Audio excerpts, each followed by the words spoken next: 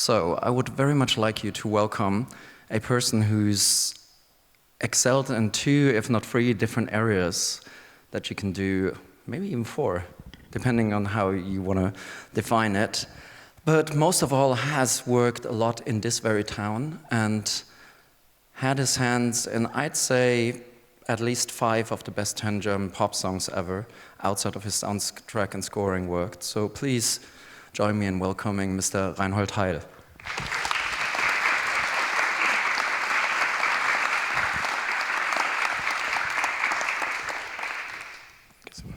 Thank you. So, when you arrived in this town, what did it look like? When was that?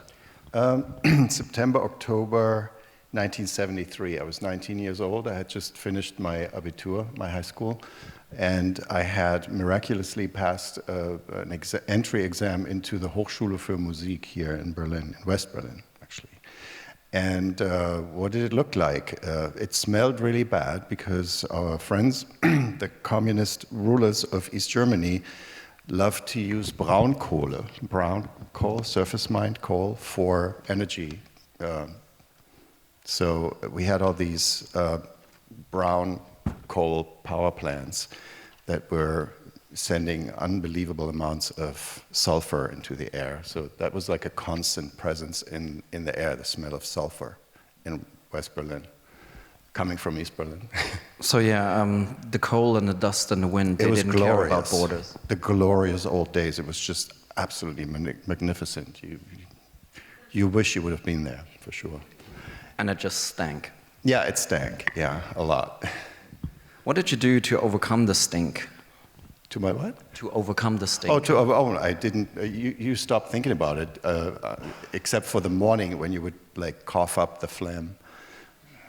And it was kind of darkish. Charming. Yeah, welcome to a very German conversation. So apart from what you voluntarily dragged in there was other stuff that polluted the air. And you were playing. I mean, we listened to a bit of Mahavishnu earlier. That was your shit then, right? Yeah, my shit was different every other year, and then everything else was absolute shit.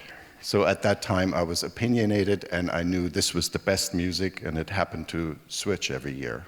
So because I was so much into jazz fusion rock music, so Mahavishnu Orchestra, Weather Report, and then I realized, everything comes from Miles Davis. So then I listened to Bitches Brew, which still is one of my island records. You know, I wish I would one day do the electronic version of Bitches Brew, and I will actually. Before I die, I will do that. And so that was my thing, and everything else was bullshit. So I completely missed the early David Bowie. I looked down on that, Roxy Music, the whole glam rock thing. It was like. So then, 1976, 77, I was asked by a friend, a guitar player, and he said, I have this singer coming from East Germany, do you want to join that band? And it's going to be very sort of eclectic rock music and, old-fashioned German music, all kinds of stuff. And I said, I don't know. So then I had to kind of catch up with all this music that I had looked down on for years. Good thing a lot of that happened in the fenced-in city. Yeah, that's true. Although, of course, we also, since I'm like a country bumpkin from near Frankfurt, and I was for a long time. It took me a long time to adjust to the big city. So I went home a lot over the weekends. And using a car, and it was horrible. I mean, you had to stand at the checkpoint in the south of Berlin for 2 hours. Then you were let into the GDR. You had to stay on the Transitstrecke, and there were only like two rest stops that you were allowed to go to. And then on the other side, you had to stand again, and you were checked. As it turns out, after the wall came down, they had X-ray machines at the border. So the amount of X-rays that we all got was also pretty gnarly.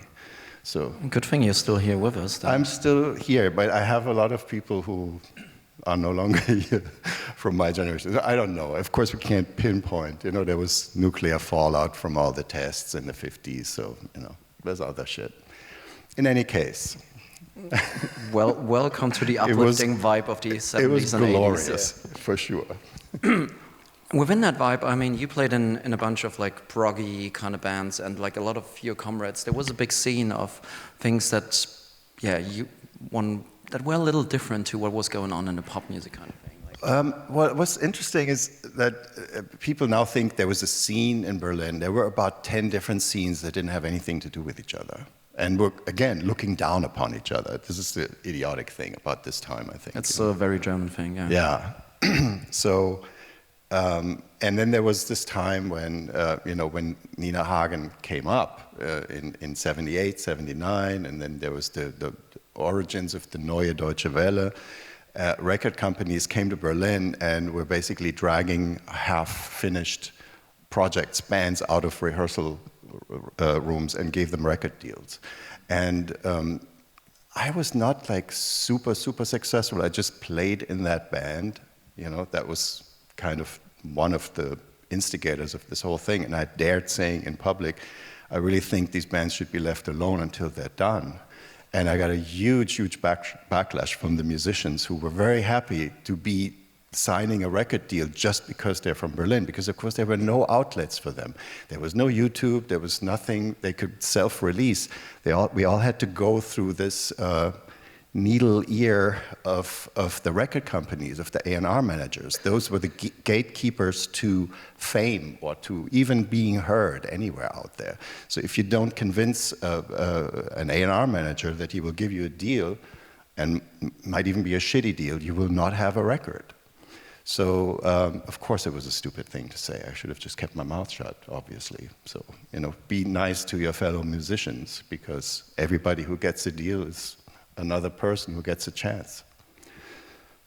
Can you recall when you first heard or saw a band with the very not West German name Lokomotive Kreuzberg? Yeah, you know what? I never saw them because I wasn't interested in them. So they were very famous in Berlin because they were, they did rock theater, and they did it very specifically for, apprentices, young people who were learning a craft, and they were organized in unions like the IG Metall. So they actually got subsidies from the IG Metall, but they were real communists, like East German style communists in West Berlin. There was the Sozialistische Einheitspartei West-Berlins. They were members, and they were trained, they did agitation, they did the whole shebang. And of course, Country Bumpkin from West Germany, completely apolitical, so I didn't even understand the first thing about it. And then I met them, and they were in the process to actually make a band with the most famous dissident from that scene, from the political system that they were supporting all these years. So it was... I mean, that's definitely worth reading up on, because it is probably a little too complex of how both the West and the East try to infiltrate cultural and creative scenes on both sides and try to finance more or less openly certain individuals in order to get their particular messages across. Yeah, I don't know if I would just call it like that, because there's also opportunism. Musicians are by nature somehow also opportunists. So Wolf Biermann, who was a Hamburg-born guy who was a communist who had deliberately gone to East Germany to live there as a communist, and he was a singer-songwriter, and he wrote critical songs. So of course he wrote critical songs about the GDR system. He wasn't afraid. So eventually they silenced him, and he had to deal with a West German record company. I don't think there was any specific undermining strategy going on. So of course he was happy to sell a shit ton of records in West Germany. So he had a very privileged status in East Berlin. At some point, since he couldn't perform in East Germany because they didn't let him anymore, he did a big tour in West Germany, and they didn't let him come back. So he was the first big dissident, and then a whole bunch of East German artists, directors, writers, actors, musicians, signed a letter in solidarity with Wolf Biermann, and then the Stasi went to their homes and put them under pressure and said, you have a privileged status here. If you want to continue having that, then you have to withdraw your signature from this letter. And about 50% did, and the other 50% left for the West. So there was a huge cultural brain drain of the GDR into West Germany, and a lot of them actually made it pretty well in West Germany, and others completely withered away. It was a very sad story. And Nina was, because she was the stepdaughter of Wolf Biermann, was of course among the people who left. So in 1976, she came to West Berlin. She immediately, through her stepfather, had a connection to CBS Records in Frankfurt. They gave her a record deal and sent her to London and said, look, there's stuff going on in London. It was punk. It was the birth of punk, and she was literally hanging out with the Sex Pistols. And there was a girl group, the Slits, who was like in the whole scene with the Sex Pistols. She hung out there for 6 months, but she couldn't find musicians for a band that she could then go home and record with. So she came back to Berlin, and she met this guy from the Lok Kreuzberg, from that political East German communist, basically, band in West Berlin. So it's really super ironic when you think about it. And I knew that guy, and so he asked me. And I was still going to the music academy, and I said, I can't do it. I need to first graduate. So I was that straight-laced and really kind of, well, yeah, it's an opportunity. I kind of like CBS Records. There's a lot of my favorite records came out on that label. You know, that was an issue for me. Like, Bitches Brew, for instance, it's on CBS Records. A whole bunch of things that are absolutely amazing because it's one of the big record companies. So, 2 weeks later, he called me again and said, who is this he? This is Potsch, the guitar player of the Nina Hagen band, who used to be with Lokomotive Kreuzberg. And he says, we tried 2 other keyboard players. We think that you have to come, you have to meet everybody, and you have to go to the rehearsal room with us. And that's what I did, and I couldn't help it. I had to join that band. It was just too good an energy. I'd never experienced anything like that. The drummer was just unbelievable, the kind of energy that he has as a drummer. And his name was? Herwig Mitteregger. He's still a really good friend of mine. We had not that much to do with each other in the last 30 years, but we're still good friends. So, so all of a sudden I had a professional record deal, and I was still going to the music academy. So I went from the Bahnhof Zoo to Kreuzberg. Paul-Lincke-Ufer, by the way, Paul-Lincke-Ufer used to be a shithole with rehearsal rooms. Now, probably in that same rehearsal room that we were in 1977, 78, there's probably some banker now in a fancy apartment. And there was Hardwax Records in between, and all these things that were important for it. Paul-Lincke was great. I would totally move there now. So anyway, I don't know. Maybe to give people an idea, there's this fantastic little video that shows different iterations of Nina and the band in a short clip. Oh, that's good. Maybe can we see the first 2 or 3 minutes of video number 1, please? Well, there's a bit of variety in that material. Yeah, I mean, you've asked yourself, where was I? I was not in the picture anywhere. And actually, I was audible only in one of those little snippets. So there were 3 snippets from when she was a pop star in the GDR. And then there was our, the first piece on this album called TV Glotze, which was actually a cover version of a piece by the Tubes, who nobody is aware of anymore, I don't think. Is there, I mean, that song in particular has a lot of drama in itself. Yeah. Is it worth playing it from the record? Yeah, I have, because I saw that they have vinyl players here, so I thought, okay, let me dig through my archives, which are in boxes in my garage, of course. This is a Japanese pressing, and they were supposedly better. I'm not sure if it's really that much better. I mean, now that you play it, it's going to be worth only half of it now. Anyway. Yeah, it's a virgin pressing. I don't think I've ever played this. So this is about 40 years old, maybe 38 or something. And it's that very record. And maybe before we listen to it, there's different stages in that song. And as you were involved in the way it was created. Can you probably give a few pointers to what happens in it? Because that... You mean in the lyrics? In both the lyrics and the way the song evolves. You know, the song structure is really exactly what's in the Tubes piece, and the Tubes piece is called White Punks on Dope. So it has lyrically nothing to do with it, which is always, by the way, the best way to deal with a cover version. Just write an original version in the other language, because you will never get anything musical if you try to actually get the meaning across. We'll come to that. We might, yes. We might come to that. All right. So Nina, of course, just wrote her version of what it is like for an East German to come to West Germany and see what's going on television. So it's all colorful, it's overwhelming in terms of the amount of stimulants that are coming down on you as an innocent East German. And I think that's basically what the song is about. So ich glotz TV, I watch television and I switch through the channels. And, but glotz is stronger. It's glotzen is leering, to stare, yeah, staring, leering, somewhere along those lines. It's definitely the kind of thing that parents and grandparents would say to you when they would want you to stop watching that evil machine. Right, it's basically the equivalent of the iPhone now, you know, just stop staring at the screen, you know. Quite harmless. You know what, I actually have this thing and I haven't operated it in a few weeks.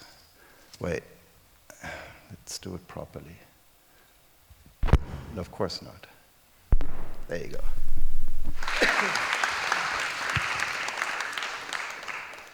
So there's bits in there that any German over 25 would remember, and the rest that they wouldn't.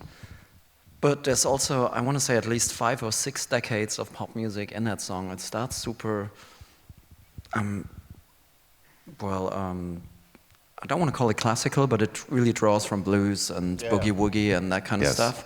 And then it gets into, all of a sudden, punk happens. And then jazz rock happens. Then jazz rock happens. Then it somehow preempts nu metal, and then it almost preempts like massive rave anthems. There's like everything in there in like a short amount of time. Yeah, we were not aware of any of that, of course. That's always the nice thing. You just got to be innocent about what you're doing. You just do it for the fun of it. Seriously, the most memorable things that I was ever involved with have a background of complete innocence and fun, playfulness, and not thinking about money, not thinking about success. Yeah, thinking about groupies, but maybe in the far distant future. But, you know, so seriously, and I have been involved in projects where the people said, wait, we have to make another record because we need to pay our taxes. We didn't know we had to pay so much taxes. I said, well, I told you you had to pay a lot of taxes for your incredible income that you're making with your super hit. And then they go like, yeah, but we have to make a record. And we're like, but you're not ready to make a record. And they made the record anyway. So, and then it wasn't successful, and then they couldn't pay their taxes anyway. Anyway, so what I'm saying, he's basically saying whatever comes in, put a certain portion aside. Put it aside for sure, and put something else aside for the uncertain future, or maybe don't, because there won't be any now. Punk was always about no future. Now, what the hell, right? So.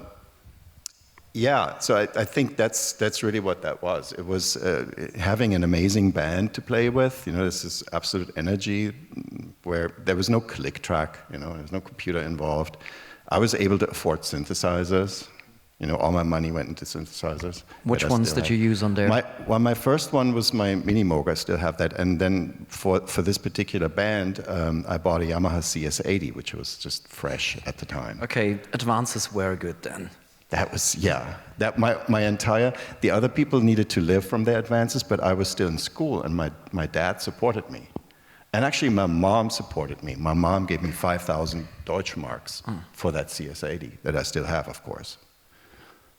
Okay, I was going to make a really bad Berlin hip-hop joke about your mom giving you the money for the synth, but fucking hell, 5,000 Deutschmarks for a CS80? No, the CS80 was 13. So I got my advance, that was 3. I had saved up 5, and my mom gave me 5. And how did you pay the 5 people to move the machine? Yeah, no, we actually, I think I got a bad back in the context, because, you know, we then had to leave the Paulinke-Ufer, so there was no more elevators, and we had a rehearsal room at the Theater des Westens on the 3rd floor. That was shitty. So you took the CS80 out and on tour? Yeah. Okay. And then when we went on tour, of course, we had roadies, so that was good. Yeah, but how many times did you have to repair the chips on it then? It only got an overhaul once in '96. Yamaha was nice enough to, because I told them I was going to emigrate to the States, and then they called me and said, "Send us your CS80." I'm going, "Why?" "Just send it."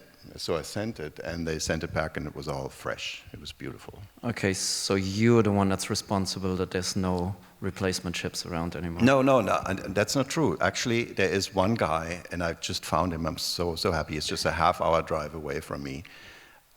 He has easily, at any given time, he has about 10 CS80s sitting in his workshop, and he's making them good again. And so I have no idea. I mean, the density of CS80s in Los Angeles must be amazing. I mean, on that little nerd deviation there, the machine is known for Vangelis mostly, I guess, Yeah. and what other things? Yeah, I don't know. For me, of course, because I played it like nobody else played it. All right. Sorry, it's true. So did you schlep it into Hansa Studios as well? Yeah, of course. Of course. I schlepped it into the Quasimodo even when I was still playing with my jazz rock band on the side, because that was conveniently just down from the 3rd floor of the Theater des Westens into the basement of the Quasimodo. So yeah, I got a bad back in this context for sure. Maybe the bad back was also due to the performances, because the backing band somehow had its own life pretty soon. Yeah, Nina left us. This is why I'm only in one of those snippets, because we had a run starting in the summer of '77. Started rehearsing. Our first gig was in February '78. Then we produced a record. We did a tour when the record was out in the fall of '78. We did another tour all the way through Europe in the spring of '79. And on that tour, or right after that tour, Nina left the band. So that was it. It was just under 2 years. And then I graduated from the academy like 4 weeks later, which was very traumatic, the whole thing, just to go through all of that. And then we were sitting there as a backing band of an amazing front person. And we were super traumatized by the fact that everybody just wanted her. And there was this petty jealousy in the band of her. And you go like, looking back, you go like, how could you be jealous? Why aren't you just happy that you're standing behind her and that you're part of the project? So, but you know. But there's rumors she also made it a little harder for you to be happy by claiming a pretty strong part of the shares for her. Well, actually, it wasn't really like that, because originally we actually formed a company and we were equal shareholders, and the only way she got more was because she wrote more music and she wrote pretty much all the lyrics.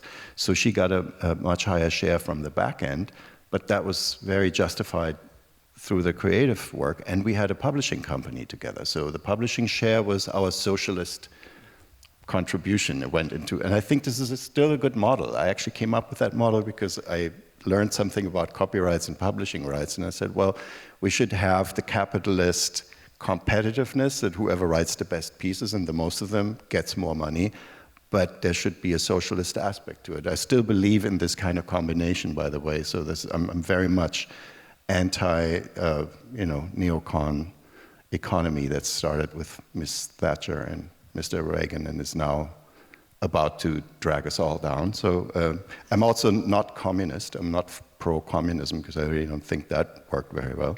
But this kind of interesting mixture between, having an incentive to actually contribute something and at the same time being taken care of is nice. So the tragical state of social democracy in the Western world is probably our lunch. Well, I don't know. I think it wouldn't be so tragic if the Social Democrats would remember why they exist, right? So But let's not get into politics. I don't know. But this politics kind of went into this business model, so to speak. So we were a company. We shared the royalties. She got a little more, and of course that wasn't really enough. And interesting enough, Wolf Biermann was the guy who was saying, "Hey, Nina, we are in capitalism. Don't behave like we're still in the GDR." So that was one of the things. The other thing was that Frank Zappa's manager at the time was Bennett Glotzer, and he had an eye on her, so he kind of helped undermine the band. There were drugs involved and all kinds of things. Attitude. There's a scene in the movie called The Doors, which is the story of the Doors. There are two like lawyer types who take what's his face aside and talk to Jim Morrison. Sorry about my Alzheimer, and they talk to him and say, it's not about the band, it's about you, man. You should go solo. You know? And I think that's exactly what happened there. So then she went solo, and she went really downhill because she just randomly took musicians, and then she kind of stabilized and had to deal with CBS in America and had a pretty good run. How many albums did you guys record with her? 2. So we recorded this first album in Hansa, and then the second album, we already had it composed and arranged and rehearsed and tried out on this European tour in the spring of 1979. And then she left the band, and then of course we had negotiations about how to separate because we had contracts. Luckily, we actually had contracts, because otherwise we would have just been dismissed by the record company, by her, by the management, and so on and so on. So we had a bit of a negotiation, a strong position of negotiating. We could have blocked her for many years. Of course, we didn't want to do that. But we said we want to get something out of it. So what we got out of it was the publishing rights and the fact that we actually did record that second album. And this was after we were already sort of hating each other in public. We recorded an album, and the plan was that we were going to record the backing tracks at the Hansa Studios here in Berlin, and that she was going to sing in Stockholm at the ABBA Studios without us being present. And at the last second, she changed her mind, and she came to the Hansa Studios, and we had actually a really interesting week with her in the studios. And it was sort of the beginning of my career as a producer, because I wasn't her ex-boyfriend. That was Mane, our bass player. So there was Mane Preker. Mane Preker. It was a bit of a problematic situation. And I was the one who studied music production, more like on the classical side. But so I was like super interested to produce her vocals, and I did that. And I kind of learned how to do it, you know. And of course, I had the experience of 1.5 years in the band. That if you wanted to contribute an idea, you don't go and say, I have an idea, and it is blah, blah, blah, blah, blah. You just say it surreptitiously, and you float it, and then when she says, hey, why don't we do this? You go like, awesome. So this is like one, you know, it's one thing to deal with narcissists, problematic personalities, if you want the situation to function. Of course, the other thing would be to say, you're a narcissist, let me just walk away from you, because that's what you do with narcissists usually. But unfortunately, we're in the entertainment industry, so we have to deal with narcissists. And if we're not a narcissist ourselves, then we are an enabler automatically. And the more aware we are of that, the better. You know, just at least understand what the situation is psychologically. So that was a very, very interesting learning experience. And there was this guy, Edu Meyer, who was one of the Hansa's engineers who had worked on all the Bowie albums. He wasn't intimately involved in the production, but he came and he lived out in Britz, which is not far from here on the other side, and he had the homegrown marijuana. That was just the best stuff. It was like champagne. It was amazing. I'm not much of a marijuana guy, but this was so good, and it actually helped us go through that week. So should we play African reggae maybe from that album? No? Maybe, I mean, considering we're already 40 minutes in, it's like, yeah, but African reggae would be the one to look for right now. I would like to, while you probably tell us one or two things about the historical importance or significance of Hansa Studios, have you tell us a little bit more? Oh, yeah, okay. Yeah, maybe let's get a quick idea of it then. No, we can talk about it. Hansa Studios was in this old ballroom at the wall, and like looking out at the wall, and at Potsdamer Platz, where you cannot imagine how it looks unless you look at photos. It was this beautiful old turn-of-the-century building that was the only one of its kind, and there was basically no man's land around it. Here was the wall, and then there was more no man's land, and there was the second wall, and you could see Hitler's bunker. There was this little hill in the no man's land that had been Hitler's bunker. And when you walked onto the platforms that on the western side, you could overlook this situation, and sometimes you would just stand there during the day and go like, why is this like moving? And you realize there were hundreds and hundreds of rabbits because they didn't have any natural enemies, and they weren't heavy enough to trigger the mines, the landmines that were in the death strip. In the death strip. So yeah, that was kind of interesting. But on a more uplifting musical side, what were the things that were recorded in there? Yeah, well, the Berlin trilogy of David Bowie's mainly, and then a whole bunch. I really don't have an encyclopedic memory of what was recorded like there. Udo Jürgens, Frank Zander, Depeche Mode. Oh, for sure. Depeche Mode later, yes, in the 80s. All the really, really good Depeche Mode stuff. Construction Time Again, one of my all-time favorite albums, actually. Really good, was produced there. And yeah, it had this big hall. It wasn't particularly suitable for recording, and perversely, because it was still the 70s, they had all these walls blocking off so that it wasn't, that the ambience of the room wasn't so prominently featured. Until we did the second album, when we said, hey, let's put the drums on the stage and record the room. So we kind of insisted on that. The Hansa guys weren't interested. They wanted the dry 70s sound. So anyway, this is then African Reggae. So this is from that second album that we recorded at Hansa Studios, and with her not there, but then coming and recording the vocals. And the vocals are really, really chaotic. There's a shit ton of stuff that you don't hear that we had to sort through at the end. It's very, very improvisational. And unfortunately, it's also a long piece. African Reggae, the Nina Hagen band. And I guess it's something that we will get to a little later as well, is you can definitely see a lineage of why something like Maurizio and Basic Channel also happened in his town. It wasn't only the love for Jamaica, but there was people experimenting with offbeat sort of things in this town beforehand. The band that's playing on there, what happened when you got abandoned? We decided to stick together somehow and do something. And actually, this is a time when our manager kind of came in and really played a big role. This guy's name is Jim Rakete, and he was a photographer, really. Originally, he wasn't a music manager. And slipped into it because he was so fascinated with Nina. So 2 years earlier, like in '78, he became our manager, and then later became Nena's manager, and had a management company for about not quite 10 years. And he came at this point and he said, we have to do something like a concept album. And you used to do rock theater, which was the other three guys, not me. So let's do something like that. And we did it in English language, and it was called the Spliff Radio Show, and it was the story of a pop star, the rise and fall of a pop star. Actually, we did it a year or two before Spinal Tap, and it was a little bit similar. It was maybe not quite as funny.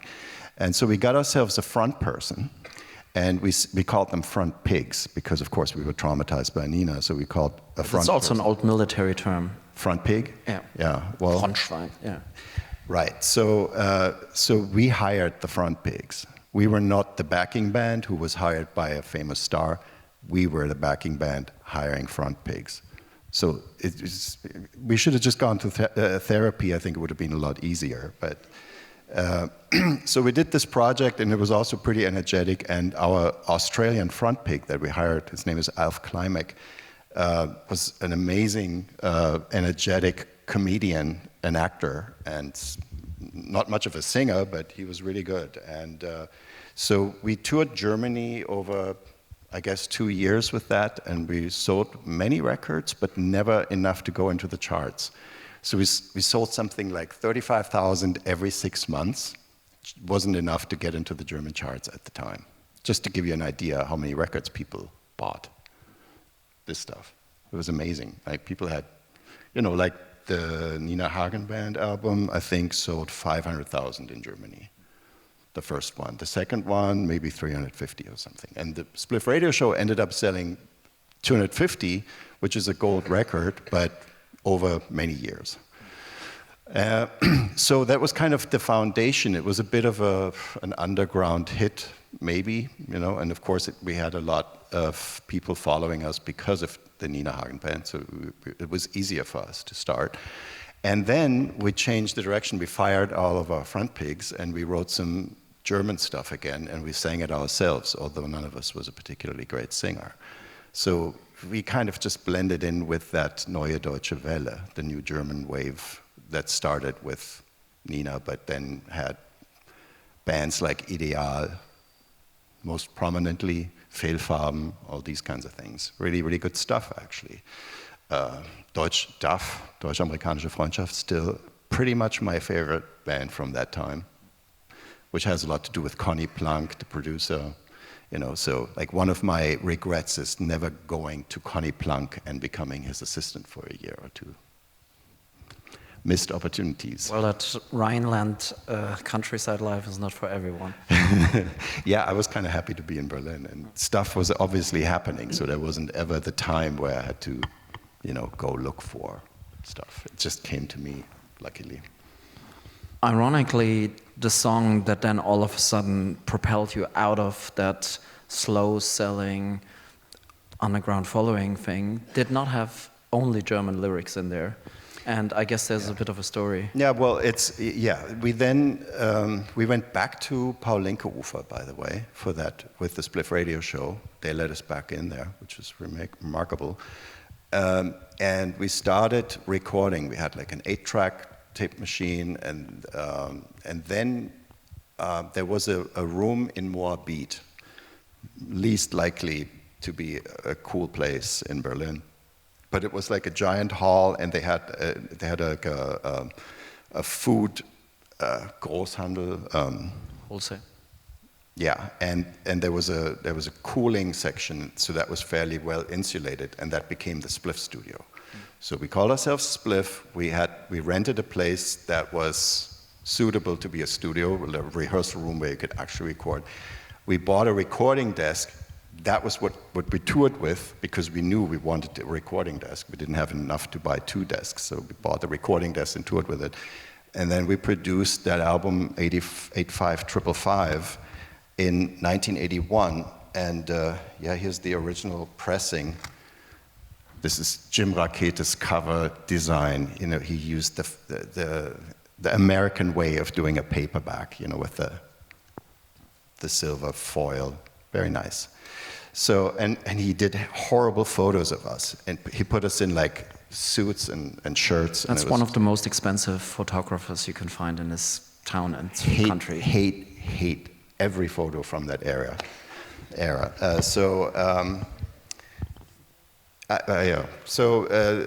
We did these weird minimalist German songs, and we changed our approach. Everything had always been played live by the band, rehearsed to death.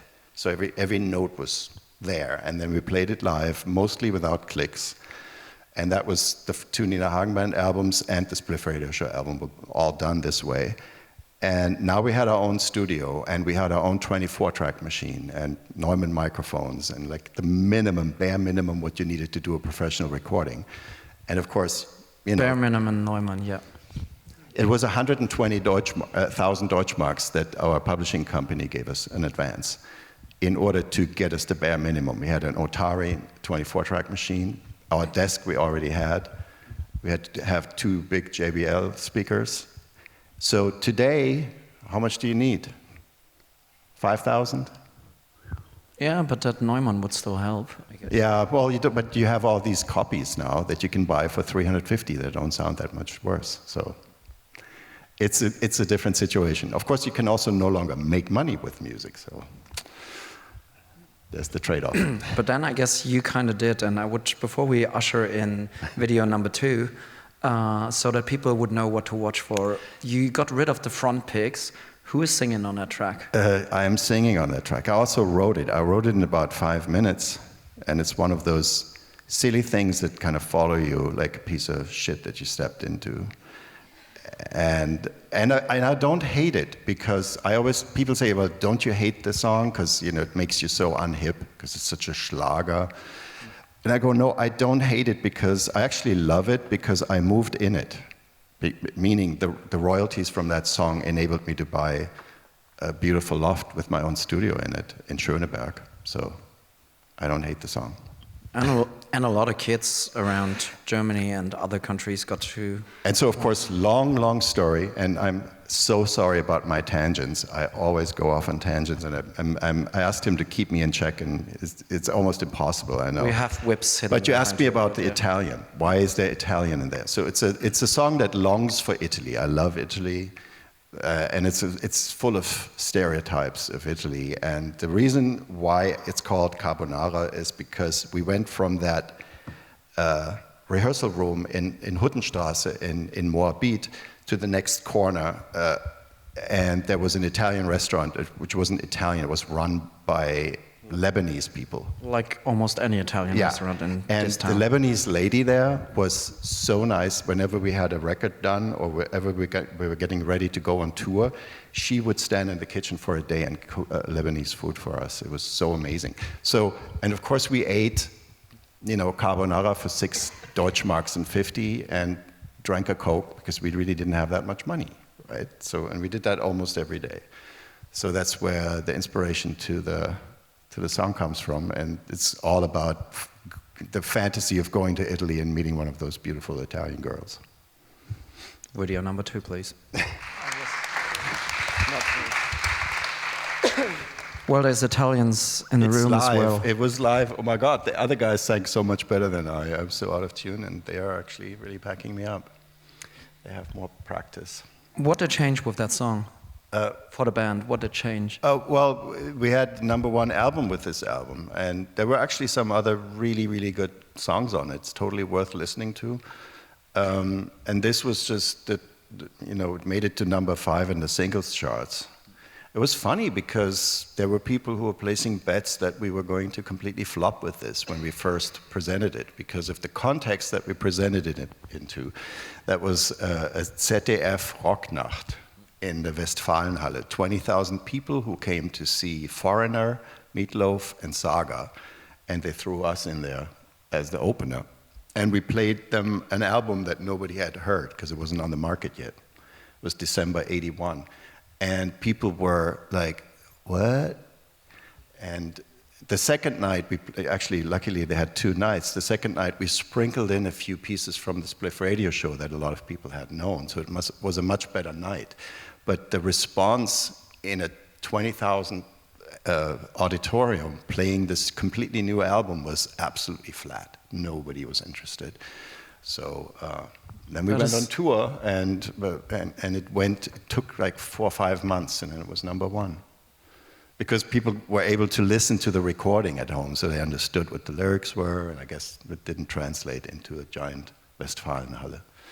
So when you're right there in the middle of Westfalenhalle and you're playing, I mean, flat is better than getting bottles thrown at you, but still, how much did you want the floor to open and swallow you?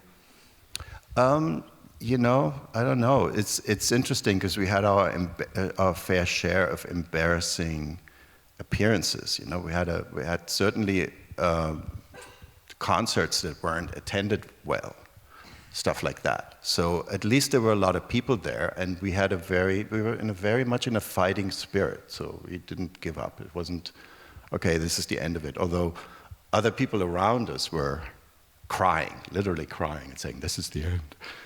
And we didn't feel it like that. We knew we had something good at our hands. But outside of what at that time for many people would be considered a novelty hit, you had other material on the album that people loved. And with the next album, you had another big hit that we're not going to listen to, Das Blech, which... I actually had that for that first album already, but I wasn't done with the lyrics. Okay. So luckily, we had that on the album right after. But actually, that second album came out 9 months after the first one, which is ridiculous when you think about it. That's pretty brave, though. Yeah. But then again, well, it wasn't us, it was the record company. Greedy. Oh, look, they had a number one. Let's put the other one out. Das Blech, as you say, you wrote the lyrics. What are the references in there?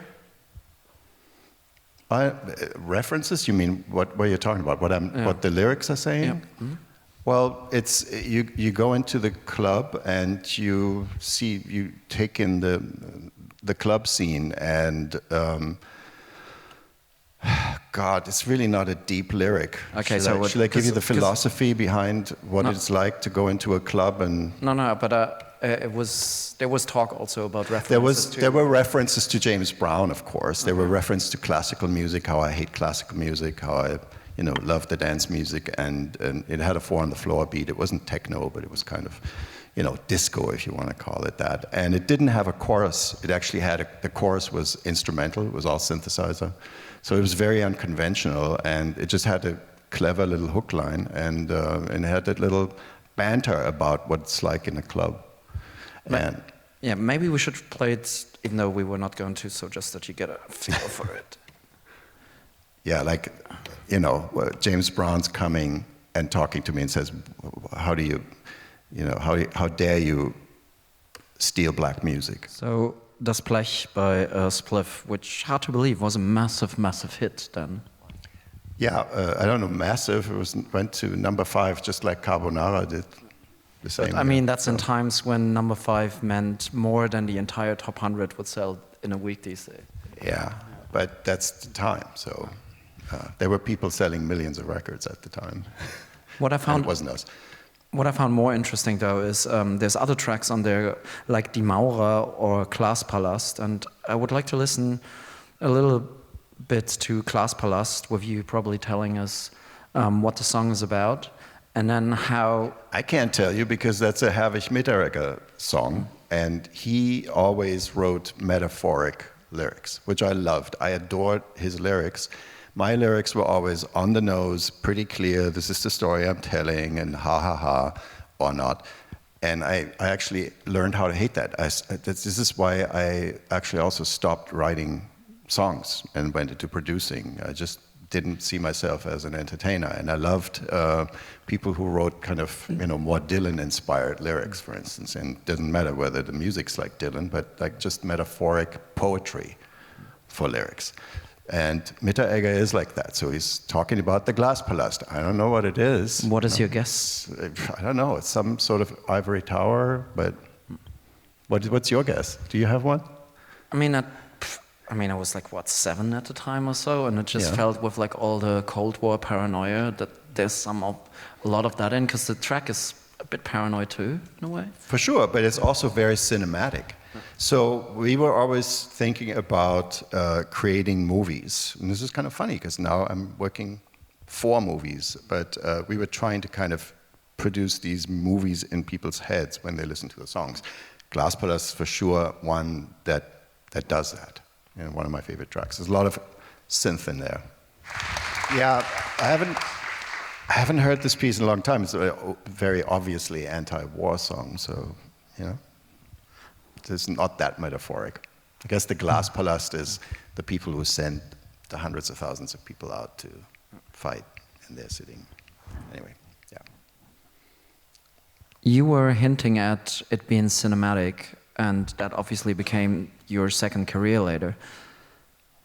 At that time, you already had a first interaction with the TV and scoring world, right? Yeah, we did a Tatort, and we did a feature film, and we did it with technology that was not suited for doing movie work. So we used stopwatches, and we had no idea what we were doing. We also didn't even ever ask somebody who would do it. So it was pretty awful. But I mean, it's not entirely bad. A lot of other people. The Tatort was pretty bad, I think. There's one piece I really liked that was at the end of it. But doing a Tatort. You're not going to not play one thing. of those, are No, you? no, no. Good. No, this is a Nadwa. But doing a score for Tatort was a thing that a lot of other German bands that people would search out for nowadays would do a lot, like Can, Ermin Schmidt, Popelwu, God knows, like tons of people would try that on like what is the format? It's a weekly. It's 1.5 hours. It's different teams of crime fighting cops. And so you have these different stars, and it's as federal as the Federal Republic of Germany. So you have each ARD station is doing their own kinds of Tatorts, and I guess they have 2 months to do them because it takes the round. I don't know. Yeah, so we did a Szymanski Tatort. That, of course, was pretty legendary in the 80s. He was pretty good, pretty funny. Everything that happened during the Spliff times also led you to probably like a next step in the career, and I would like to see like 20 to 30 seconds of clip number 4. Oh, so yeah, the quality of the recording is sadly not there, but it's something that's pretty tough to find these days. How did you hear about this band? I was at the office in Frankfurt, CBS Records, in the A&R manager's office, and I was going through a list of 45s, just while talking to him, absent-mindedly going through, and then, of course, stopping with one where there was a picture of a very cute girl, and I took it out, and it said ecstasy. I'm saying, oh, wow, she's into sex overtly? Let me listen to this. And they put it up, and it was this song by the Stripes, and they were singing in English, and she was singing in English. It was called Ecstasy, and she was super sexy. And I said, well, this is not something that would sell, but she's good. Her voice sounds really cool. So I didn't think much of it. And then like 6 to 9 months later, the A&R manager called me up and says, well, the band split up. We kept the singer, obviously. She's moving to Berlin, and we're giving her a solo deal, and maybe she's looking for some musicians, and they're looking for a producer. Would you want to do it? I said, sure, we have a studio. Why not? So they were clever. They gave us this 120,000, and they got like the biggest selling hits produced in this shitty little cooling room in Moabit for very, very little money. I mean, the productions were ridiculously cheap for them. It was very profitable for them. For us too, but it also destroyed our band because she became so big that the entire management, the entire infrastructure that we had created for ourselves was basically, this band was sucking the air out of the room. And we felt like we were almost like superfluous, and it was really kind of diminishing our drive as a band. And, because I was then very much focused on it, and we produced the first album, we produced really quickly, like in about 4 weeks. And then, of course, with the success, you get that Fleetwood Mac effect. The third album took 5 months, and I had 2 off days in the 5 months. It was completely ridiculous. And the success went down from there, from the 4 weeks of having just fun and not thinking about anything, to, oh my God, we need to be internationally competitive now. We have to do all this, put a string section on and this and that, taking 5 months to do it. And I think from the first, it was 1 million, the second was just over 500,000, and the third was about 250,000. So we're having the success with tripling the effort. So before we get into the laborious efforts of trying to keep up something, maybe let's skip Nur geträumt and rather go to number 5, video number 5, please.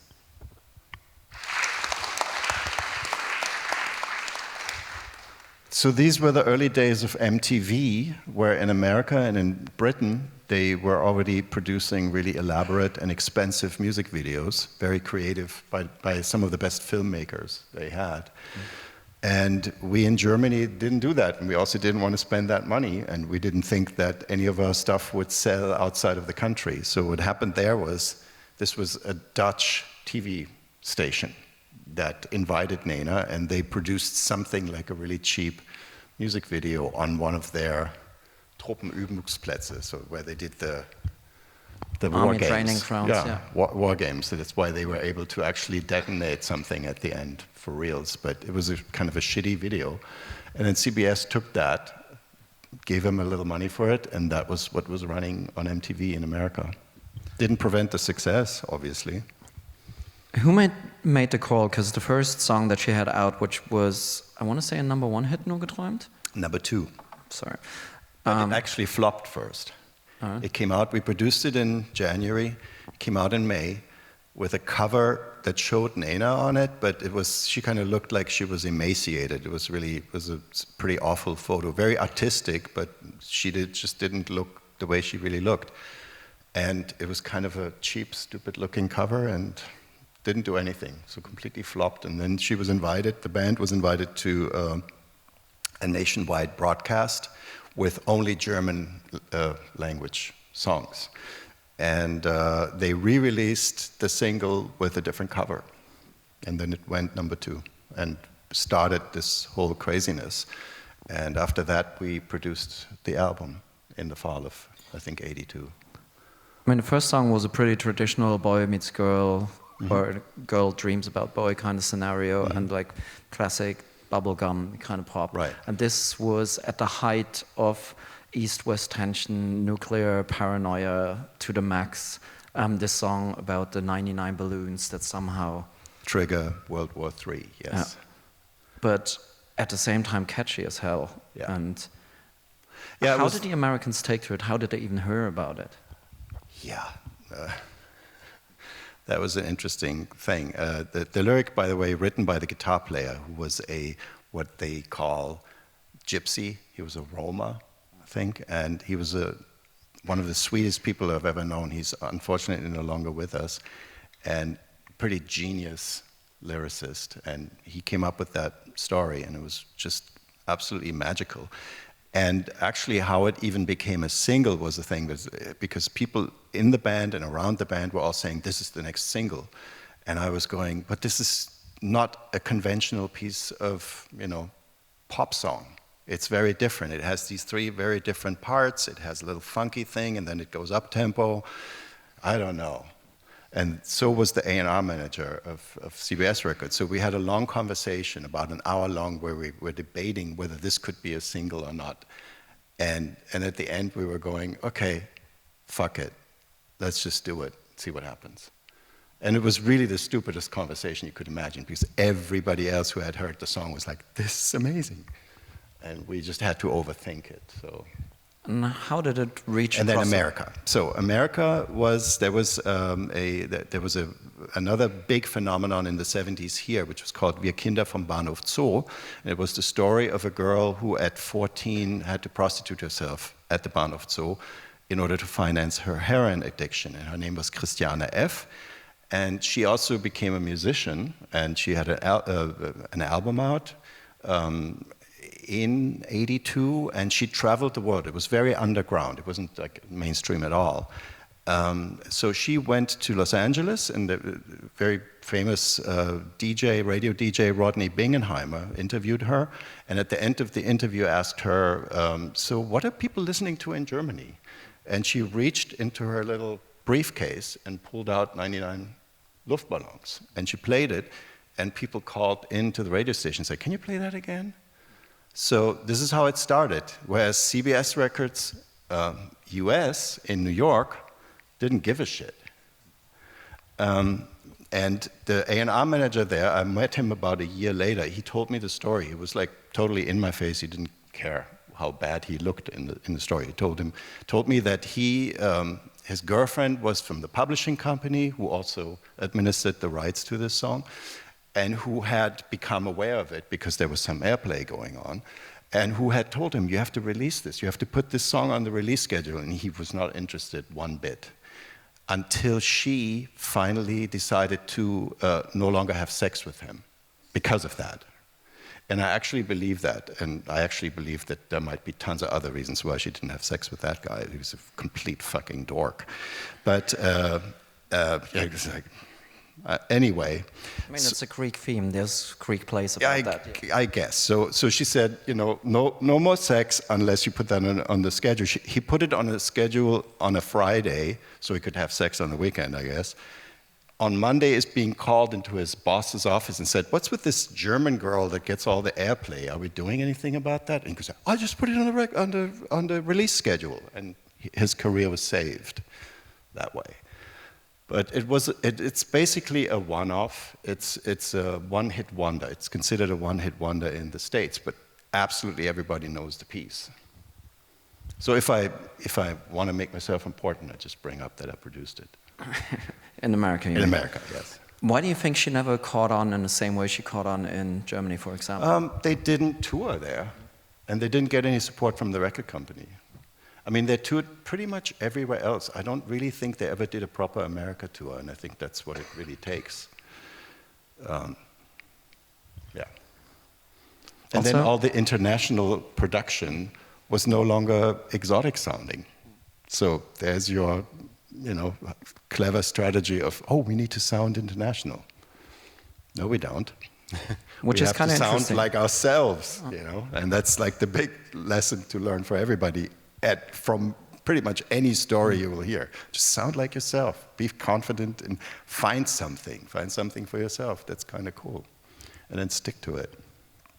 Speaking of which, it might be worth watching like 45 seconds of video number 6, which is where she was on Top of the Pops in England, and you can get an idea of how they translated the lyrics, and even if you don't understand the lyrics, it will sound like a different song straight away. Well, it was, of course, everything had to go really fast, so it had airplay in America already, so we have to do an English lyric version, which is true. They had to do an English lyric version because American mainstream radio would not play foreign language songs. No Spanish, no Despacito, nothing, at that time. Those are all completely separate markets, and so, then who was going to do the lyric? It was a guy who played keyboards for Barclay James Harvest, who they had by chance met somewhere. And he had a little demo studio at home, and he put out a drum computer and made a little arrangement for himself because he's a keyboard player, so he could do that. Everything was nice and metronomic, whereas in the German version, the beginning and the end are freely performed. The keyboard player who wrote the music played the string synthesizer pad, and she was singing simultaneously in the studio. So we did click track for the rest of it, but the beginning and the ending completely free. And of course, he did it with the drum computer, and his lyrics were pretty much not fitting on this thing. And how she pulled it off, I have no idea, but she did pull it off to somehow squeeze these words into this free played opening and ending of the song. And I lobbied the shit out of everybody to try and get a better English lyric, and it didn't happen because it had to happen so fast. So please, 45 seconds of that tragedy. How does that feel when you worked on something real hard, you have a vision, and then there is some dork somewhere saying like, fuck off, no? Yeah, well, I wasn't the boss of the whole thing. I was also just an enabler. So management was more important, record companies were more important at that point, and I wasn't a powerful producer. I was there every moment, and I was telling them my opinion about everything, and sometimes they would listen and sometimes they wouldn't. In that case, they wouldn't. The vindication that comes later is kind of painful too, because the guy sued us. He didn't want to, he actually wanted 100% of the lyrics because 99 Red Balloons was not a translation of 99 Luftballons. And for the...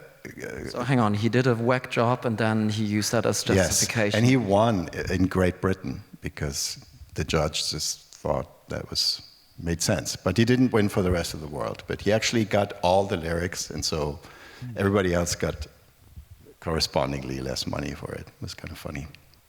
Okay, maybe just the root of Brexit right there somewhere. Maybe.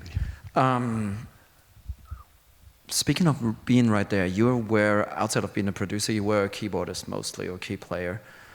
How does that feel when you write and compose something, and then you have some other guy perform your stuff all the time? But I didn't write 99 Red Balloons, so I didn't write any of their material. It was actually, it was kind of the other way around. People were very respectful of Spliff as like being really, really good musicians. So there was now a really good and very successful album that came out simultaneously, like right after our successful stuff came out, like right in the middle of it. And they were going, oh yeah, of course, it's not that band that's playing, it's the Spliff people. And that's not true. I mean, I play certain things on that album but I didn't write them. So it was the other way around. I became a session musician for my artist when I thought, well, the funky part, come on, you can play that better. And then we tried for a while, and he says, why don't you play it? And then I played it, and so it's on there now. But most of the stuff is for sure him, and all the drums, that's the drummer. And there was a lot of, hard work going into making it a thing that the band actually did, And they did the arrangements, they wrote the music. So I was hoping they would get the glory, and they kind of... I guess I kind of did. Did, yeah. How many guitars did that guy own? In the studio, there's never a guitar. Huh. But I mean, there were a lot of kids who were like, what is that thing? And yeah, it's nothing. It's just a thing that works on television. But there's a new guitar by Roland, and I'm not saying that it shouldn't be pursued, especially since it's lightweight and very powerful. And, wireless is the opposite of what I had. I had a thing that was called Moog Liberation. It was not a liberation, it was a burden. It was hanging around your head like this, like, the weight of about 5 guitars, or I don't know. And it had a power supply in it. No, it didn't have the power supply, but it had like a synth in it, and that sounded shitty. So you had to send that to a module at an Oberheim SEM. I did that only during the radio show. It was just so stupid. I just couldn't go on with it. And then MIDI came, and it was a little bit better. Then the Yamahas came out. And then when you see Uwe, the keyboarder from Nena, he always has that thing. And pretends that he played that on the record. Of course, he didn't play it on the record. Don't ruin it. No. But at the same time, I was really glad when Flakov Rammstein told us that he, as a kid, like many kids, when they saw performances like that, would start painting or drawing little keys on cardboard and then building their own little synths and then just play around. Yes, of course, because it looks so stupid. You're stationary behind this thing. This is why I always stood behind my keyboards. I couldn't sit down. Now, if I would play live, I'm 64 years old. I would definitely sit down. I have not even 20% of that energy that I had back then. I would practice for hours to jump as high as I could possibly do it, which required to be on a certain offbeat when you jumped, so that you could come down and hit like some accent exactly right. So that required real energy and real practice. I wouldn't do that gym anymore. though. You didn't need a gym then. No. And then we stopped playing live and I got all fat. That's true. Well, still when the gym wasn't needed, maybe speaking of keyboard sounds, there's this guy. I guess what's kind of interesting there is how there's different worlds coming together. You got a very synth-heavy sound. You got something that hints at certain elements of maybe even dance music and underground dance music, and then at the same time you got this super macho guitar riff, which is a combination that worked a lot in pop music at the time. Like Trevor Horn and a lot of people would do like I don't know, let's say Yes, Owner of a Lonely Heart and songs like that, which would really try to... Yeah, that was, of course, much better because it also had Art of Noise people in it, so you had the Fairlight sampling stuff, you had the origins of breakbeats, which we didn't have at all. So like that kind of visionary thing that Trevor Horn had going, and what else was happening at the time that kind of had breakbeats already in the early 80s. I don't think we were that groundbreaking with any of this stuff. And again, this is also from the first album still in 82, so it was very playful. The band was very playful, and this was one of the pieces where they allowed me to do something. So I did the beginning, the whole little bubbly thing with the echo sound. There was actually a modular. It was a Roland System 100M that I was done with, and we used a lot of my Jupiter 8 on the album. Otherwise, it was all Oberheims. Beloved Oberheims. I adore Tom Oberheim. He's one of, I don't have many idols. Miles Davis, Igor Stravinsky, Tom Oberheim, maybe. And he's a sweet, sweet man. It's like, yes, and he's a genius. I have a 4 voice that I just had restored. It's just ridiculous. But I do everything in a box, by the way. So everything I do for movies, I have a modular. I use it every once in a while, but really, if it has to go fast, and if I have to reproduce something, Using that as a segue into your second life, and speaking of box, I mean, it sounds super minimal, but at that time, or somewhere around that time, you also owned one of those Fairlights as well? Yeah, I bought a Fairlight in '84, and I bought a 2X, Series 2X, which comes from 1978, 79, and it kind of, so it was already at the end of its lifespan, and the Emulator 2 had just come out, and I wanted one, and we were going on tour, and I couldn't get the Emulator 2, because they kept pushing the release of it, vaporware, what I'm talking about. So I bought the 2X, and I took it on tour, which was an absolute friggin' disaster. 8-bit synth. It's super legendary, but it's like you have like nothing in there. There's no sample memory in there to speak of. 8-inch floppy disks. Stuff would break, collapse in the middle of a gig, and it was just pretty awful. And I bought it because they promised me I would have to only pay the price difference once the Series 3 came around, which was 2 years later, and then it was another 100,000. It was ridiculous. Yeah, definitely not. I mean, 100,000 then would get you what, like 2 houses? No, not quite. No. Like an apartment in Berlin was already several 100,000. Yeah, but you could have gotten an apartment for the Fairlight. Yes, a small one. Why? I mean, like. No, that's a good question. Yeah. There's no reason. Because I could. And status, I don't know. And I don't think I ever made anything super famous with it. I did good stuff with it, but not like anything that became a huge hit or anything. When does this whole thing become a bit of a trap? When you're like, okay, I got this advance money coming in, I got some new royalty checks here, I got a little bit of that and this. I was like, oh yeah, of course, instead of an apartment, I'm gonna get another machine. Well, luckily I did get the apartment first, so.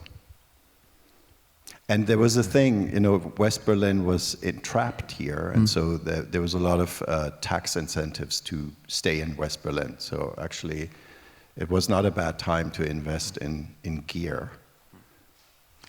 Jumping ahead in time, why and when did you leave Berlin? I left in '97, in early '97, and I don't know. I was a producer for the rest of the '80s. I was very unhappy about that at the end of the '80s, because I thought it was going to be all glorious, because it started with 99 Red Balloons. Basically started at the top and then worked its way down, which wasn't surprising, because 99 Balloons is a super unusual situation with so much luck to make it a world hit, right? So, but I was also frustrated about the fact that I was just polishing other people's music.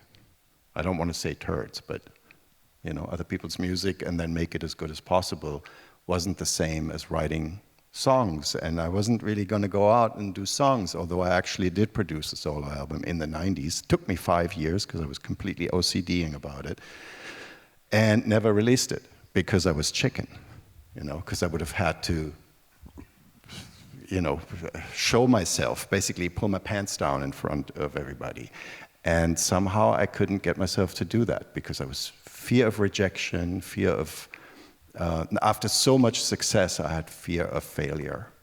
And it was really bad, and it's really, really a sad story. And also at the same time, I saw that lots and lots of little labels came up, and that kind of gatekeeper thing with the A&R managers was still there, but actually a much bigger variety of musical styles were possible. And I was going, yeah, the market is flooded with stuff. What do they need my solo album? Reality, I was just chicken. So that album is actually still sitting around. I finished it in '96, and then I moved to the States. I was married to an American woman, and she wanted to go back to California, so I moved to California without a really good plan of breaking into the Hollywood business. And I don't think I actually ever really broke into that business, and especially because I moved to Santa Barbara, which is 2 hours outside of Los Angeles, which is way too far away. So you're not attending the film composer Monday brunch in Malibu then? No, but I can now because I live in Woodland Hills. It's just 20 minutes through Topanga Canyon. I could go there, but I actually wanted to. Sometimes it's supposedly good. But we have a Topanga composer junto with people like Cliff Martinez and Charlie Klauser, and that's actually really nice. It's very intimate. That doesn't sound like an entirely bad breakfast coffee. Yeah. No, that's not a breakfast. That's a different thing. It's actually just for the people around Topanga. So, and it's always in the evening. So, so then I sat in Santa Barbara, and I didn't really know what to do. I actually tried to produce an album with Nina Hagen, who lived in Topanga Canyon at that time. And there was a deal with the record company in Germany, and so I built my studio in Santa Barbara, and I had Nina over, and it completely ended in failure because I was thinking, let me just do an album the way Nina is. Let's just have Nina, have the reins. And of course, it was exactly the opposite, because Nina needs a structure, and stuff needs to happen really fast, as long as she's still interested. She has ADD of like the heaviest degree that you can imagine, and she's at the same time the biggest talent that I've ever seen. I mean, on this level, like Michael Jackson or so, like completely genius, extemporating lyrics that rhyme, have a rhythm, and are funny, for instance, just like that. And I couldn't get the record finished because she just lost interest because I was like fiddling around with it for too much. So that was my first thing that I did over there, and that was not good. And then the only sort of saving grace was that I had, just before I left, I had met Tom Tykwer. And together with my friend Johnny Klimek, was the younger brother of the guy who was in the Spliff radio show, which is why I knew him. We had done a score for Tom's second movie called Winterschläfer. And so then I put my house on the market. I sold my beautiful apartment in Schöneberg, and I bought a house in Santa Barbara, California, and left. And as I'm leaving, Tom gave me the screenplay for Run Lola Run. And I read it and called Johnny back. Johnny was back here in Berlin, and I said to him, even if they don't pay us any money, we have to do this movie. It's going to be unbelievable. What had Johnny done in the meantime? Because he had a bit of a career. Johnny had a career in the 80s with their band called The Other Ones. So they had a few hits, and they were actually also successful in some other countries and had toured. And then they were sick of that, or Johnny was very sick of that. And then he started when in sort of 88, 89, he started with the techno pioneers. So he produced Dr. Motte, and he produced Paul van Dyk, and had a few solo projects on the side for himself. And then by the mid-90s, he was sick of that, because he said it became really repetitive. So he was looking for doing something with me, and he realized that I was just sitting around, because my girlfriend had died in 1991, so that was I was in a bit of a slump. I was producing this solo album in my beautiful palace of my studio in Schöneberg. Didn't have that much to do with other people, met some actors, some directors, and got very interested in the film thing, but also was not confident enough that I was able to do that, because I had been in the music academy, but I hadn't studied composition. So I knew music theory, I had written songs, I had ideas, but I thought, maybe you can't do that since you didn't do the proper education. So that took me a lot of years, and then all of a sudden this opportunity by chance comes up, and of course it wasn't that much by chance because Tom Tykwer had been a fan. He had been in the audience when we played with Nina Hagen, and of course he had mostly looked at Nina, he was 15 at the time, and sometimes looked over to me because he also played piano. And so when Johnny said that he was working with me, he said, "You don't mean that guy?" And so that kind of sold him, because he had been a fan of the band, and then he wanted to work with me. And so the three of us became sort of a little film music band and kind of learned in our stupid way how to put music to pictures, how to start telling a story with music and not having a perfect hit song structure with an intro, a verse, a bridge, and a chorus. As far as division of labor goes, is it easier to work with a director that has no musical ambitions, or do you get in the way if... It depends. It completely depends. I mean, in this case, it was really nice because he was the boss. You know, that's the thing in film. It's a very collaborative thing, film with so many different arts, and everybody heads a department. There's a director of photography, a screenwriter, and so on and so on. But at the end of the day, there needs to be somebody who calls the shots, and the director is the one who calls the shots. Sometimes it's a producer. Tom was a producer as well, because he was co-owner of a production company. He was also an Autorenfilmer, so he had written the screenplay himself. So it was very clear. Nobody had to do the elbow thing like in the band, where like everybody is fighting for dominance of like where to go, which direction, which pieces to write, and which pieces to do how. So that was a really, really nice experience to go, you know what, this is kind of cool. We just offer him a bunch of possibilities, and he just takes his pick. And there's never a fight. It's actually always fun. So that's how that was. And so then I was in California, and they were here, and we did Run Lola Run. We started here in Berlin with the opening, the introduction. We did that in Johnny's bedroom studio. And then they came over for a few segments, several weeks, and we actually made most of the score in Santa Barbara, in sunny California. It was all about techno and all about Berlin. Shall we watch some of that? Sure, why not?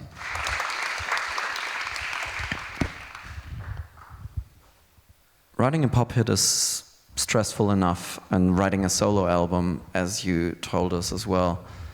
Now, here you're entering an arena where you are starting to compete with the Michel Legrands and God knows who. Yeah, we were painfully aware of that, and this is why, of course, Run Lola Run was the perfect entrance, because we would use a familiar vernacular of electronic dance music to score a movie.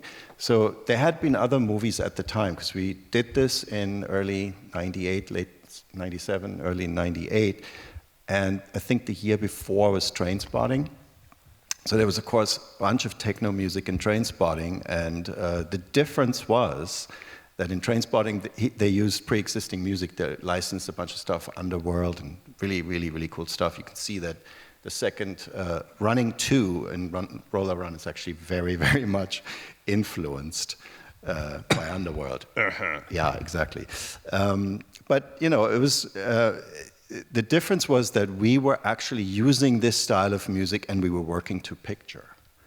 And I think that hadn't really been done before. So I think there's definitely something groundbreaking about that approach, to use a pop music style and actually use it to score to picture in almost like a traditional film scoring approach.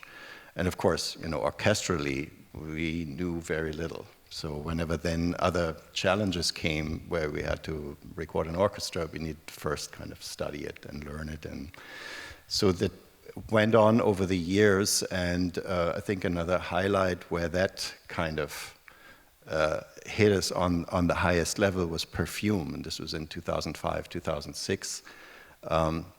We spent about a year writing that score, and it's all orchestral, and we ended up getting the Berliner Philharmoniker under Simon Rattle to perform it, which was kind of, it broke our neck financially, but it was kind of worth it. Which is obviously a very different situation for the director as well, because, I mean, there he was relatively new with Run Lola Run, and Perfume was one of the biggest selling German language books in the world, translated in so many languages. And it wasn't his own production company, it was actually Konstantin Film, so Bernd Eichinger had gotten the rights for the book. This was actually a movie that was made about just that. There's a movie about Bernd Eichinger getting the rights for Perfume. Bernd Eichinger, probably for context, is the guy who produced Das Boot, The Never-Ending Story, yada yada yada. Probably one of the... The Name of the Rose, things like that. So, so then Tom was hired as a co-screenwriter and director of Perfume, and he told us in 2004, and he said, this is going to be challenging, you better get rolling right now. And so we started writing some sketches and very melodic themes, and we did them with like some avant-garde ensemble in New York, recorded them really cheaply, and sort of had some MIDI verse, mixed with chamber stuff as layouts already before the movie was shot. And this became sort of the blueprint for Tom's way of working and avoiding using other people's music to temporarily cut the film. This is like the worst nightmare of a film composer is the temp music, because by the time the composer comes on and is supposed to write something original for the film, the editor, the director, the producers have seen it 1,000 times with somebody else's music. There might be John Williams or something on there. And you go like, how am I supposed to now come up with something that's my own idea? And it's very, very hard to get that through. And often it means that you just imitate, because otherwise they will fire you. So there's the so-called the phenomenon of the so-called temp love. And in order to avoid that, Tom just said, let's write a whole bunch of music before we even start shooting the movie, so then we can temp the movie with our own music. But you would need a lot of confidence and trust from the director in order to get into that position, I guess. Yeah. Shall we run that example? Okay, so Perfume, this is from the middle of the film, where Grenouille, the guy with the extremely sensitive nose, smells this beautiful girl from like a mile away, because she's kind of driving by in the stagecoach, and he's then following her. And we turned it into a beautiful aria. I think I have to tell you something about the creative process. Wasn't this also about the creative process? Very interesting, because Tom was shooting, this piece did not exist before the movie was shot. So he was shooting it in Spain, and he had like a very, very simple melody in his head, and it was just like a semitone thing. And he said, how am I going to record this? This was just before iPhones, like literally a year or so before the iPhone. And he didn't have a little mini recorder on him. So he called his own phone number and left a message and sang onto his voicemail. So then, 6 months later, we're sitting in Munich in the post-production, and he says, wait, we can call the voicemail, there's a bit of melody. And so we call the voicemail over and over and over. The problem is with voicemail, with like telephone, especially with cell phone technology, is they scramble this, they compress it, and they compress it optimized for speech, not for pitch. So the pitch was all over the place, and he could not get it together anymore. So we got vaguely inspired by that. It wasn't really intelligible what he had sung there. So, but that was the origin of the beautiful soprano piece that we see there. And the rest is just me on the keyboard with a tremolo string sample, and then translated onto the page and played by Sir Simon Rattle and the Berliner Philharmoniker. Charming. Yeah, charming young fellow. He wants her scent.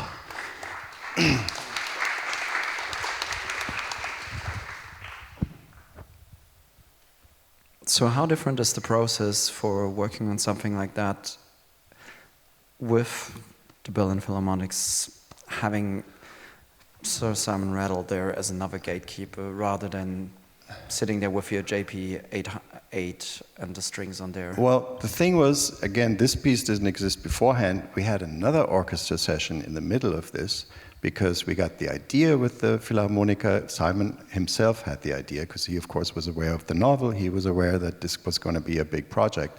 And Simon is not only a genius musician and, you know, the leader of the best band in the world, actually, at that time. I think the Philharmonica under Simon were the best band in the world. Absolutely. Unbelievable. If you ever, I guess it's over now. He's gone, right? Is he gone already? Yeah. So, so he had the idea because he's also, of course, a clever marketing person, and he realized that being on this project was going to be cool. And then, of course, he was a little disappointed with how easy the music was that we wrote. And we, of course, wrote it for the film, and everything had to pass muster with Tom, and maybe with Bernd, although Bernd didn't really get involved. And so we had another orchestra, and we pre-recorded a bunch of this stuff with them, and then we had to, because the Philharmonica deal wasn't done, we had to kind of keep them ready to potentially be the orchestra. And then I had the wonderful job to call them up and tell them, oh, sorry, it's not going to be you, it's going to be the Philharmonica after all. Which was probably the shittiest thing that I've ever done as a film composer. So, sorry. And it wasn't my decision, but, you know. Somebody's got to do the dirty job of telling the poor conductor, who was fantastic, really, really a wonderful musician. And some snippets made it in there, illegally. So, that was, I don't know, I can't tell you about the process. I mean, we just worked our asses off for months and months and months, and the film was cut in the meantime, and then it was changed again, and then we had to change the music, and it was basically like babysitting the score. It was totally, it's not the Hollywood method. The Hollywood method is, they shoot the film, they cut the film, they think about who to hire, then they hire a composer. Composer gets confronted with a cut that's pretty close, or maybe not, to the final cut. He's also confronted with the temp music, and then he starts writing. And he's a pro, and he knows how to do it, and they do it with the best orchestras, with the best technicians, and the best studios, and everything costs $1 million, and then it's done. And in our case, we didn't have the budget, we didn't have the experience, we didn't have the best musicians, and then after all, we did have the best musicians, but they weren't experienced with film scoring. So we, of course, didn't give them a click track. Usually you give film players in London or in Los Angeles, or in Prague, or in Budapest, wherever they are, they play with click tracks. You don't hire the Berliner Philharmoniker and give them a click track. That's just not going to happen. So we did it with streamers, and Simon is a fucking genius. The way he conducted this, like, if it wasn't the first pass, it was definitely the second pass that was just right on. And then the film was still cut a little bit, and I had to do a month of music editing, and then it was just done. So it's the opposite of the Hollywood method. Speaking of Hollywood method, and we strongly encourage people to go into your back catalog and look at different examples, but you got even more work in the long-form narrative, aka binge-watching world, and scored and worked for a lot of different TV series. Yeah, that just kind of turned out that way. I don't know why, but it just turned out that way. And I actually then ended up enjoying it quite a bit, because you can start developing things over time, because you want to kind of stick to the same thematic material, but you want to obviously not do it exactly the same way all the time. So you have to mix it up and always work it to picture, and you kind of become better in this, what I said earlier, the storytelling aspect of film music, you know. And I just put together an album for Deutschland 86, which is the second season of Deutschland 83, which was somewhat unsuccessful in Germany and successful in the rest of the world 3 years ago. It was probably a little too close to home for most people here. I don't know. I really loved it. I loved working on it. And it was on RTL, so people didn't really watch it because there's too many commercial interruptions. And RTL then hated not having good ratings, and it took them a long time to find another partner. Now they have Amazon. So this is going to come out at the end of the month on Amazon, Deutschland 86. And it's the same hero, so there's a lot of same thematic material, and a lot of it plays in South Africa, has to do with apartheid, with the ANC, Angola, Libya, and Berlin, terrorism, 1986, all based on true historic background, but of course dramatized. So I was able to use a lot of the material from the first season and then make it African, make it Saharan, and all that stuff. It was kind of cool. So you would stick with a character across different seasons, and not always. I mean, obviously you want to write a bunch of fresh stuff, right? But there were some themes that were just too, connected to characters or to the show itself. So then you find a twist to bring them back. Maybe before we open up for questions, should we run a little example of some of that TV work? Yeah, I don't know. I mean, there is this really short 1.5-minute trailer for the schlockiest show I've ever done, which is Helix. That was on the Sci-Fi Channel. It's a sci-fi show that I very much enjoyed because there was a really bunch of crazy stuff that I was able to do. There's 3 different scenes that I just cut together for an appearance at Comic-Con. And the end of it is the main title, which is just a 12-second piece of easy listening music in like a horrific, super schlocky sci-fi horror TV show. All right. Well, do you have that one? Helix? Please think of your questions as we run this. The epitome of artistic subtlety and metaphoric work, right? So, questions.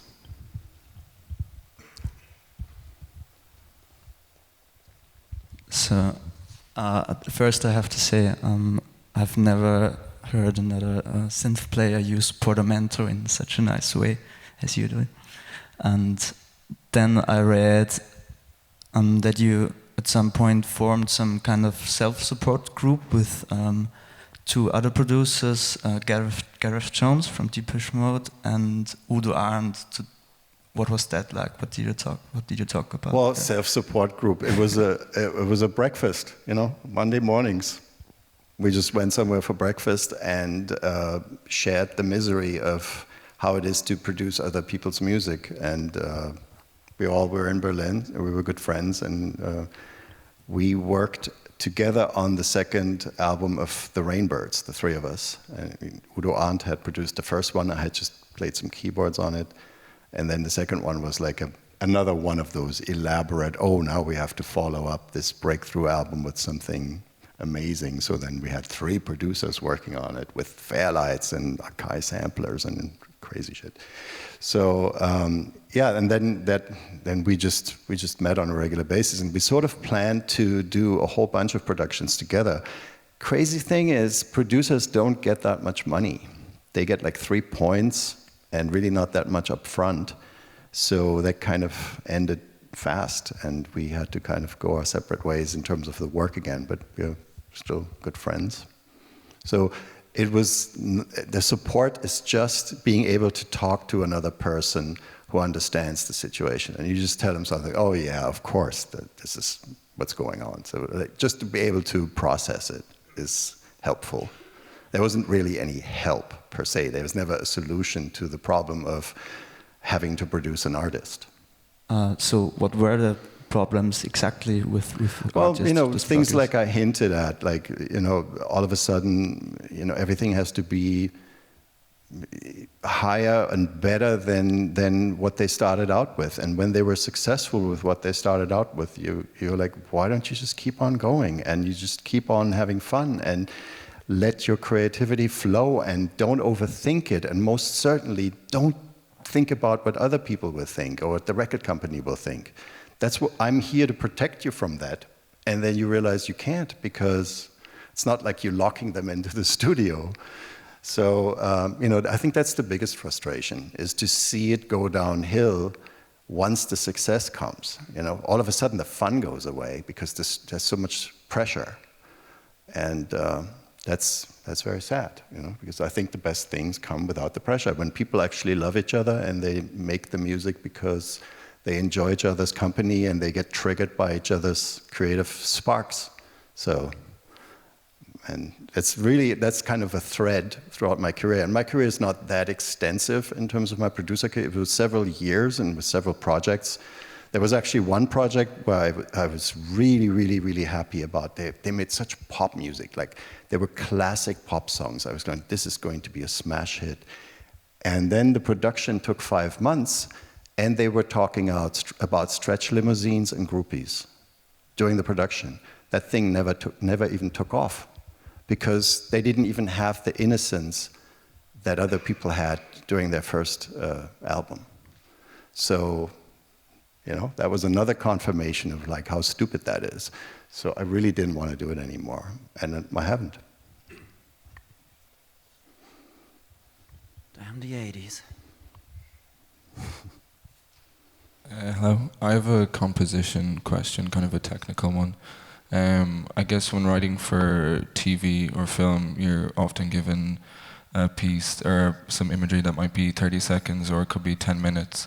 And you know when you're watching that when you want a certain moment, a musical moment to happen, do you have any tips or tricks on how to frame your tempo or your timing and to get to that point from where you start? Yeah, the storytelling thing, it comes with experience. It's really, I don't think about it, I just feel it. And then I don't get to necessarily do it the way I want to, because then there's a spotting session and of course you also get the temp music. There's one tip I can really give you, and that is, if there's temp music and if you know that the scene was cut around the temp music, don't copy necessarily the temp music, but stick to the pace of the temp music. Figure out what the beats per minute are. If there are some changes, just stick to that, and you will see that whatever you come up with, it can be completely different, but as long as the pace is the same, it will match, and they will be happy because they've gotten used to that kind of pacing. So I give you an extreme example. I did one film with Tom Tykwer, which was called Drei, not a very successful, very art-housey movie from 2010, and we didn't have the budget to do the music beforehand, so there was temp music in there. Some of the temp music was Radiohead. It's like the worst, right? So you have a song and Tom York opens his mouth and you have thick emotion coming from the screen and you're like, how am I going to match that? It's not going to happen. It's, you know, so I had a piece and it was just a piano piece. It was like the opposite of a Radiohead piece. And we're like, maybe we should try this one. And Tom was like, I can't do that. No, it's just like, it has to be something like that. So my piece was in a completely different tempo. And they had a beautiful montage that was already done. The editor, Mathilde Bonfoy, who's also the lady who cut Run Lola Run, she's just amazing, had done this beautiful, you know, quadruple screen montage of events that had a certain flow to it that was kind of slow and absolutely one of the most magnificent visual things I've ever seen. And then there's this Radiohead piece, and I'm like, oh, fuck. So what I ended up doing is I used a pocket calculator. I determined the beats per minute of the Radiohead piece. I knew my piece wasn't anywhere near it. I couldn't possibly run it at that beats per minute. And then I tried different factors. 4 divided by 4 times 3, divided by 3 times 4 times 2 or whatever. And I just tried all of them and realized, okay, this is closest to the Radiohead piece. So then I used that tempo that was at a certain factor of the Radiohead piece. And of course, it worked perfectly, because the flow of these beautiful slow montages was still working with my piece. And it took Mathilde, who was the editor, it took her 2 weeks to convince Tom to try it. And we ended up having it in the movie 5 times. So that was a humongous success on my part as a film composer on a pretty much insurmountable problem, and it was solved with a pocket calculator. But it had everything to do with the pacing of the temp music and how the scene was cut around it. Amazing, thank you.